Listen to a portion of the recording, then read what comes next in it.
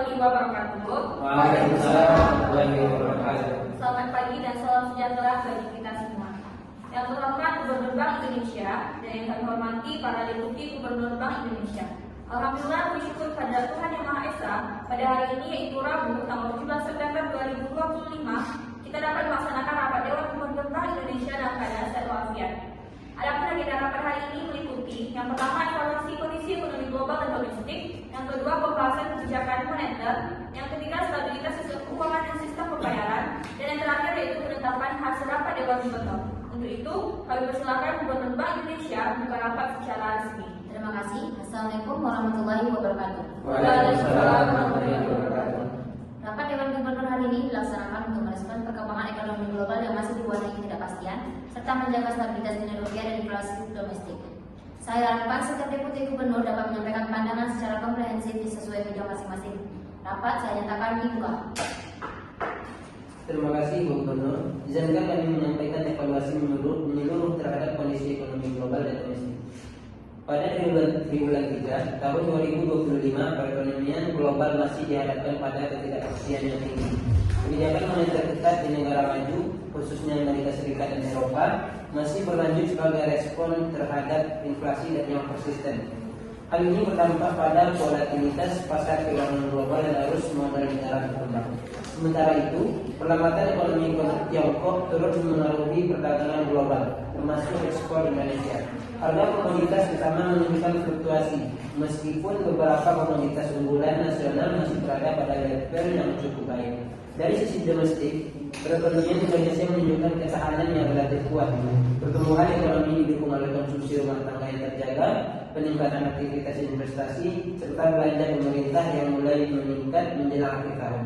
Namun demikian, tekanan inflasi perlu terus diwaspadai, terutama dari sisi pangan yang bergejolak dan harga energi. Secara keseluruhan, stabilitas makroekonomi tetap terjaga, namun memerlukan respon kebijakan yang hati-hati dan terkoordinasi. Deputi Gubernur Bidang Kebijakan Moneter, Analisis Inflasi dan Suku Bunga. Menindaklanjuti paparan sebelumnya, kami menyampaikan evaluasi kebijakan moneter. Inflasi hingga Agustus 2025 masih berada dalam kisaran sasaran Bank Indonesia. Inflasi inti relatif terkendali, mencerminkan permintaan domestik yang stabil serta ekspektasi inflasi yang terjaga. Namun, terdapat potensi risiko inflasi ke depan yang berasal dari faktor eksternal seperti kenaikan harga energi global dan gangguan rantai pasok, serta faktor domestik berupa tekanan musiman pada komoditas pangan. Berdasarkan asesmen tersebut, kami memandang bahwa kebijakan suku bunga perlu tetap konsisten dan terukur. Penyesuaian suku bunga yang terlalu dini berpotensi menekan momentum pertumbuhan ekonomi. Sementara sikap yang terlalu longgar dapat memicu tekanan inflasi dan nilai tukar. Oleh karena itu, kami mengusulkan agar BI rate saat ini dipertahankan pada level saat ini, disertai penguatan komunikasi kebijakan dan optimalisasi instrumen moneter lainnya guna menjaga stabilitas makroekonomi. Dari sisi stabilitas sistem keuangan, kondisi perbankan nasional hingga saat ini berada dalam keadaan yang solid.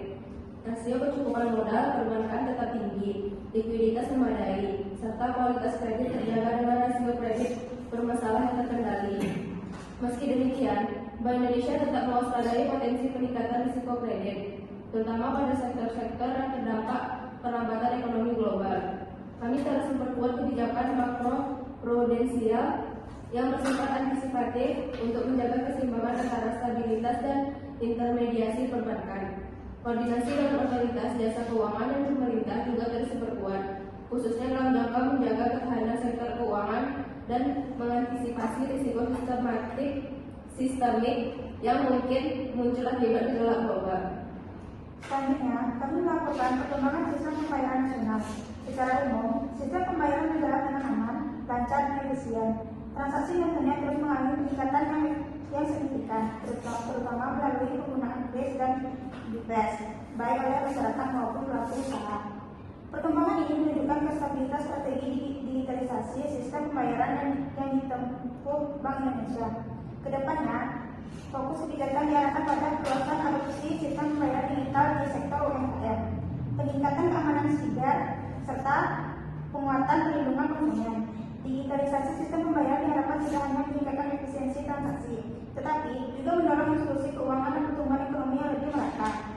Dari perspektif ekonomi dan keuangan daerah, sinergi Bank Indonesia dengan pemerintah daerah terus menunjukkan hasil yang positif.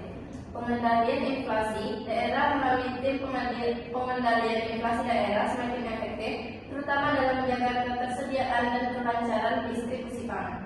Program penguatan UMKM tersebut terus diperluas baik melalui akses pembiayaan, peningkatan kapasitas usaha maupun digitalisasi pemasaran. Upaya ini diharapkan dapat memperkuat basis ekonomi daerah serta meningkatkan daya saing produk lokal. Ke depan, Bank Indonesia akan terus mendorong penguatan ekonomi daerah sebagai pilar penting dalam menjaga stabilitas dan pertumbuhan ekonomi nasional. Terima kasih atas paparan yang sangat komprehensif.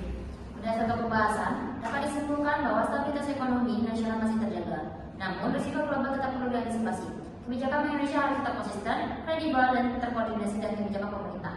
Saya menekankan pentingnya penguatan bauran kebijakan moneter, makroprudensial, dan sistem pembayaran serta komunikasi kebijakan yang efektif kepada publik dan pelaku pasar. Terima kasih kepada Gubernur Bank Indonesia dan seluruh deputi gubernur atas kontribusi dan pandangannya dalam rapat Dewan Gubernur hari ini. Dengan demikian, rapat Dewan Gubernur Bank Indonesia tanggal 5 September 2025 resmi ditutup. Wassalamualaikum warahmatullahi wabarakatuh. Waalaikumsalam warahmatullahi wabarakatuh.